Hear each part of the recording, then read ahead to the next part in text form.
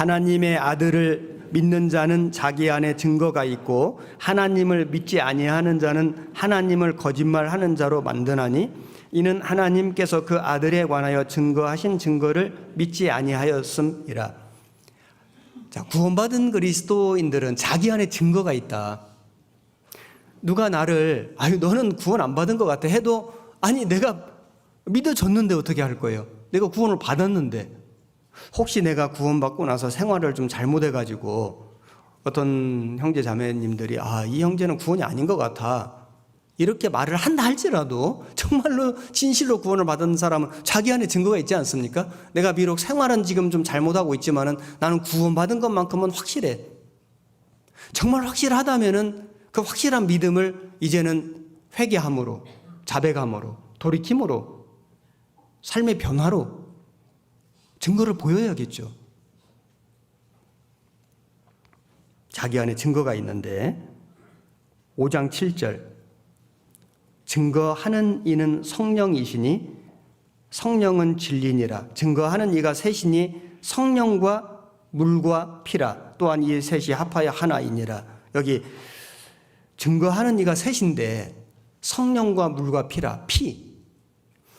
우리가 구원 간증할 때 반드시 나와야 되는 이야기가 예수님 피지 않습니까? 옛날에는 어떤 분이 구원 간증을 하는데 그때는 참 그 구원 간증 많이 했지 않습니까? 전도 집회 하면은 구원 받으신 분들 손 들어보세요. 앞으로 나오세요. 그러면 그때는 다도 나오셨어요. 그 나오셔서 쭉 나오셔가지고 자기 이번에 말씀 들은 소감, 구원받은 간증을 쫙 했습니다. 그런데 그분들 중에 어떤 분은 예수님의 피가 내 죄를 영원히 용서했다. 그러면 구원받았구나 이렇게 인정해주고, 어떤 분은 말은 하는데 예수님 피가 안 나오면 아니다. 뭐 이런 아닌데 부족한데, 심지어는 이제 오면은 대놓고 아직 아닙니다. 당신 구원 아니라고 더 들으라고 막 이런 일도 옛날에는 좀 있었는데 좀 지나치죠. 구원을 받아서도 이 간증이 익숙하지 않기 때문에, 그리고 자기의 믿음을 표현하기가 이게 안 쉽거든요. 그래서 믿어졌어도 영원한 속죄를 말 못할 수도 있고, 믿어졌는데 영원한 속죄가 믿어졌는데 예수님 피 얘기를 못할 수도 있지 않습니까? 그것은 이제 막 구원받았을 때의 이야기고, 우리가 생활 속에서 예수님의 피가 없다. 내 안에 예수님의 피가 없다. 피가 생명이지 않습니까? 예수님의 생명이 없다. 구원이 아닌 거예요. 예수님의 피가 내 구원을 증거한다. 그 다음에 성령과 물과 피라. 물은 물로 씻어 말씀으로 깨끗하게 하사. 말씀이거든요. 말씀이 예수님 피를 증거하지 않습니까? 그리고 성령님이 말씀을 통해 역사하는 거예요. 성령님의 도우심이 아니면은 한 사람도 구원받을 수 없다. 우리가 머리가 좋아서 예수님의 사랑이 깨달아진 게 아니고요. 내가 물론 찾는 마음이 있고 열린 마음이 있었지만은 성령님이 역사하신 거예요. 성령님이 이 말씀이 믿어지게 한 거라고. 예수님 피가 내 마음 속에 믿어져서 생명이 되게 해주신 게 성령님이거든요. 증거하는 이는 성령이시니 성령은 진리니라. 증거하는 이가 셋이니 성령과 물과 피라. 그래서 구원받은 사람 속에는 자기 안에 증거가 있습니다. 나는 구원받은 사람이다. 예수님이 내 죄를 영원히 용서하셨다. 말씀으로 믿어진 믿음 확실히 있는 겁니다. 그리고 구원을 받은 사람의 또 특징은 계속해서 말씀이 깨달아지는 거예요. 요한일서 2장 20절.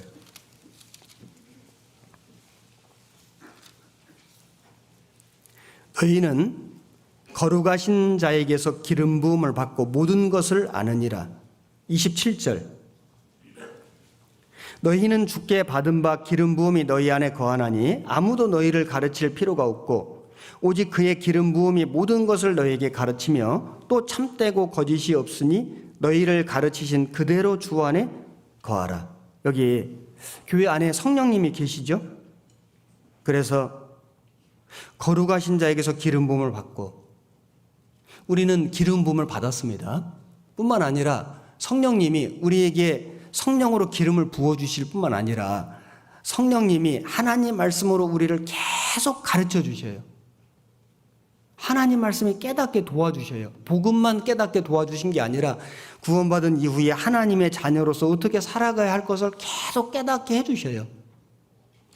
그래서 구원받은 그리스도인들은 아무도 너희를 가르칠 필요가 없고, 그 말은 구원받았으면 더 이상 배울 필요가 없다, 그 말씀이 아니고요. 성령님의 가르치심 외에는 다른 가르침을 받을 필요가 없다.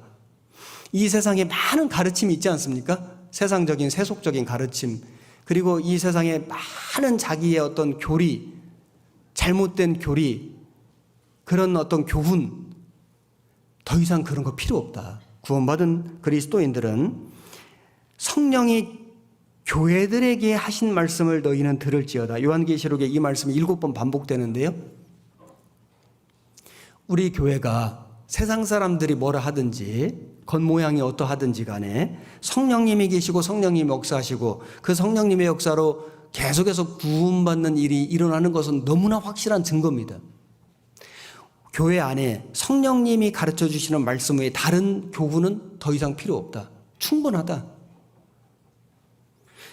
그래서 요즘에 우리가 이 말씀이 온라인으로 많이 이렇게 배포가 되다 보니까요, 관련된 영상들이 많이 뜨고 호기심에서 이것저것 보다가 나중에 어떤 분들은 귀에 듣기 좋기 때문에 계속 그거 보는 일들이 있을 수도 있는데, 그거 절대 좋은 거 아닙니다.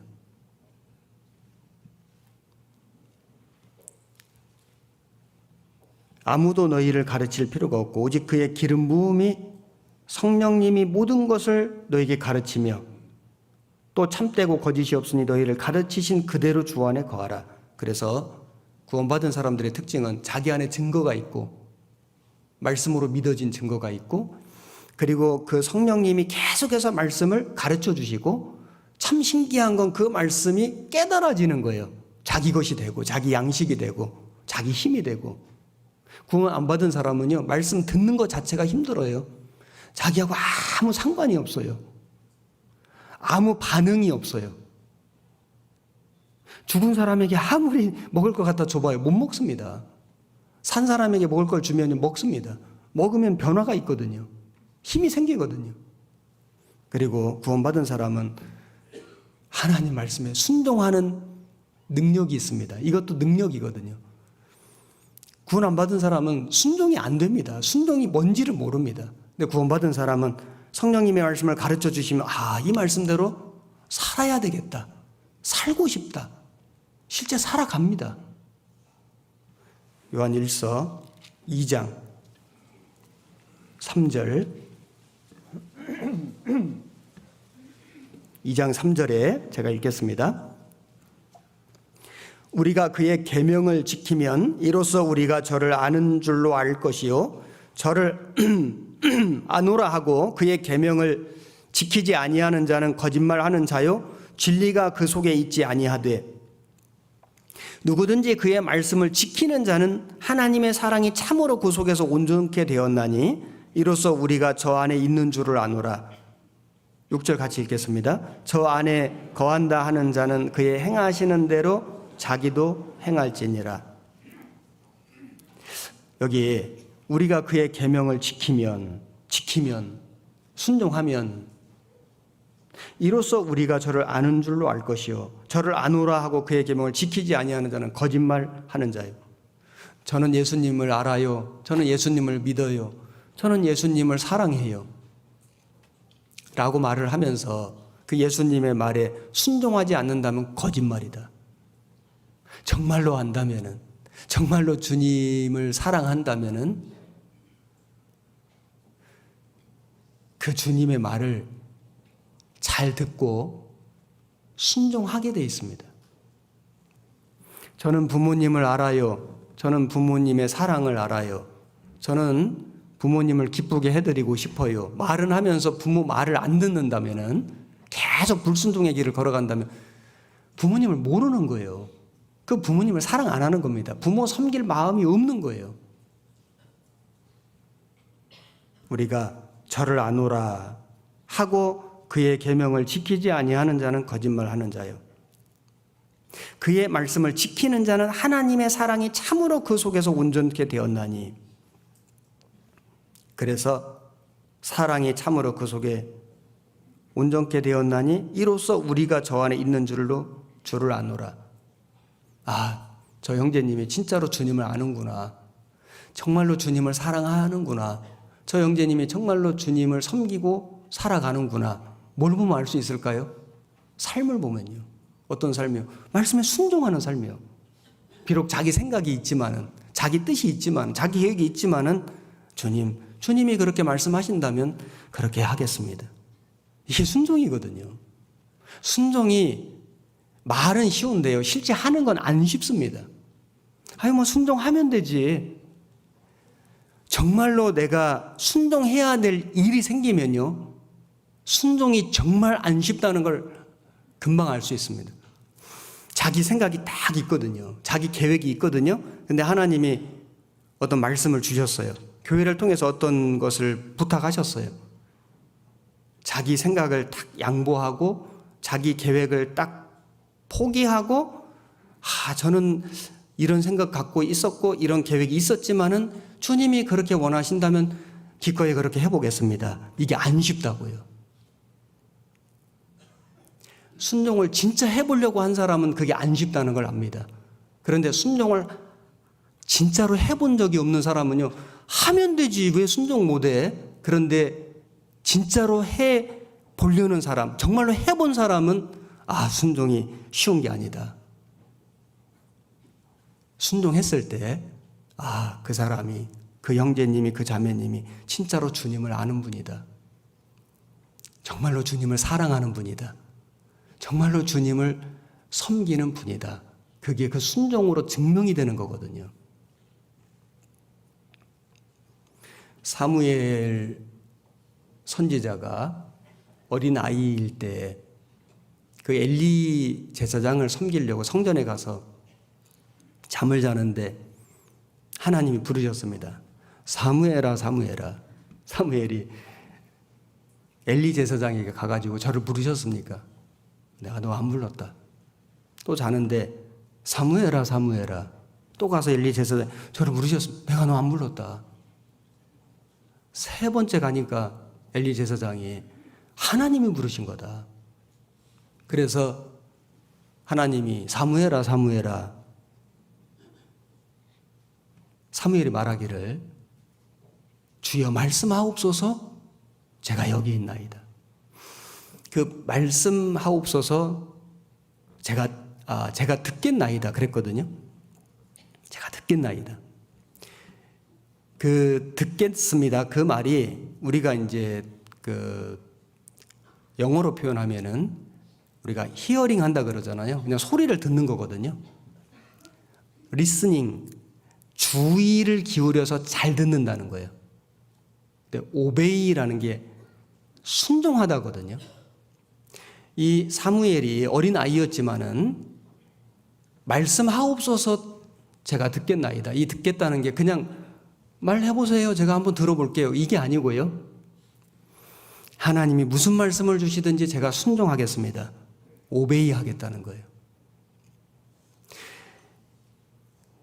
엘리 제사장도 눈이 어둡고 실제로 나이가 많고 눈이 실제 어둡기도 했고 영적으로도 어두웠거든요. 하나님이 오죽하면은 그 시대에 그 어린 아이 사무엘에게 말씀하셨겠습니까? 왜 사무엘을 부르셨을까요? 사무엘이 순종할 마음이 있는 거예요. 비록 어리지만은 말씀하옵소서 주의 종이 듣겠나이다. 어떤 말씀을 주시든 제가 순종하겠습니다. 그래서 그 사무엘을 부르신 겁니다. 선지자로 쓰신 거예요. 정말로 구원을 받은 사람은 하나님의 말씀이 자기 구원을 증거하고 그 다음에 성령님이 그 말씀을 계속 깨닫게 해주시고 그리고 그 말씀에 순종하게 돼 있다. 참으로 구원을 받은 사람 마음속에는요 순종하고자 하는 마음이 있습니다.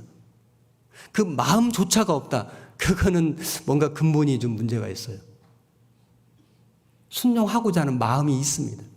그리고 실제 순종합니다. 성령님이 그렇게 역사합니다. 그 다음에 형제 자매를 사랑합니다. 요한 1서 2장 7절. 사랑하는 자들아, 내가 새 계명을 너희에게 쓰는 것이 아니라 너희가 처음부터 가진 옛 계명이니 이 옛 계명은 너희의 들은 바 말씀 이거니와 다시 내가 너희에게 새 계명을 써노니 저에게와 너희에게도 참된 것이라. 이는 어두움이 지나가고 참빛이 벌써 비춤이니라.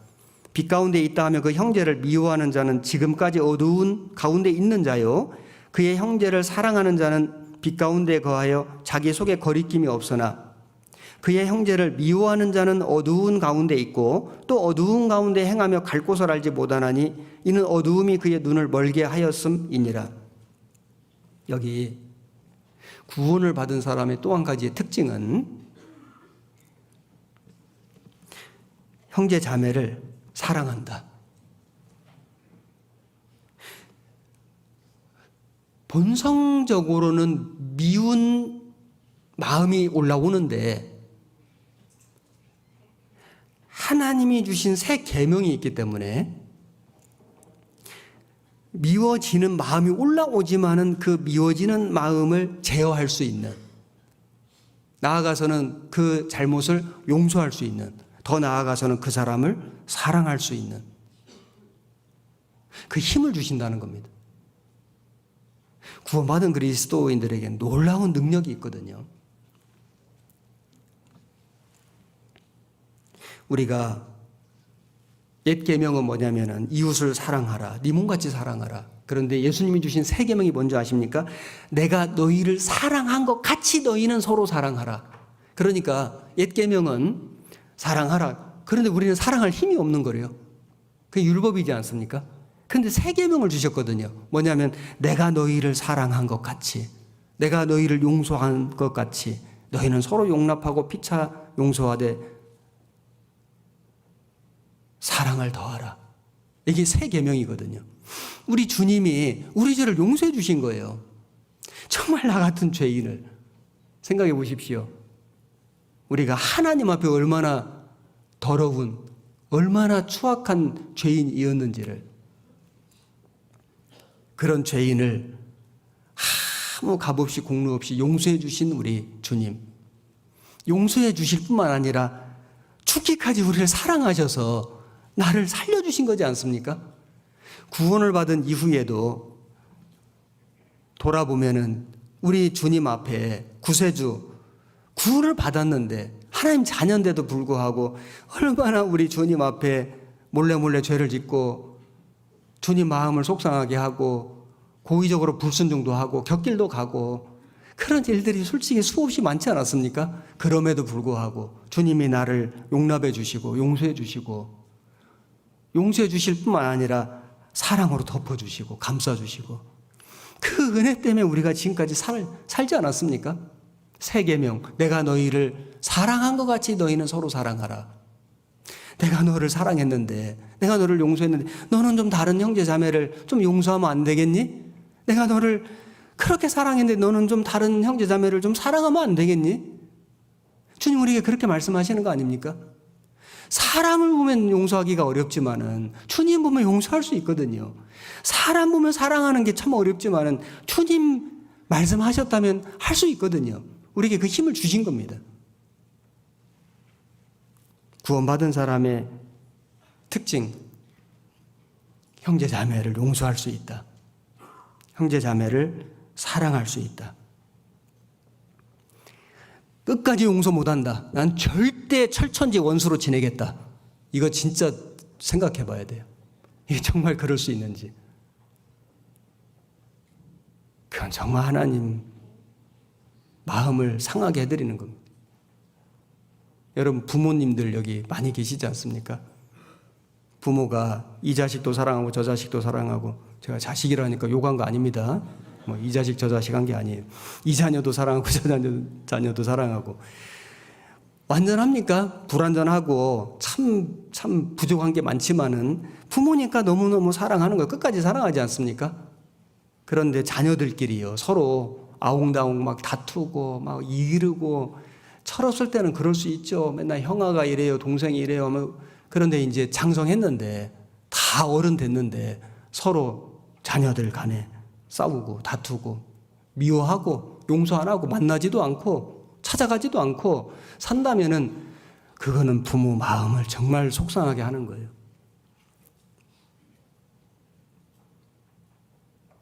우리 주님을 그렇게 속상하게 하면 안 됩니다.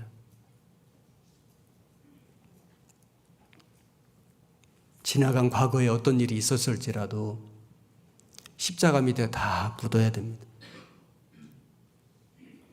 우리 죄를 용서 안 하신 게 없지 않습니까? 우리도 누가 나에게 좀 잘못한 거를 십자가 밑에 묻어야 된다. 한 번 묻었는데 자꾸 부활을 해요. 용서했거든요. 용서하기로 마음을 먹었는데 며칠 지나서 얼굴 보니까 다시 부활돼요. 제발 좀 그냥 묻어두세요. 그게 자기에게 유익입니다. 자기에게 유익입니다. 미워하면요, 주님의 사랑이 자꾸 식어져요.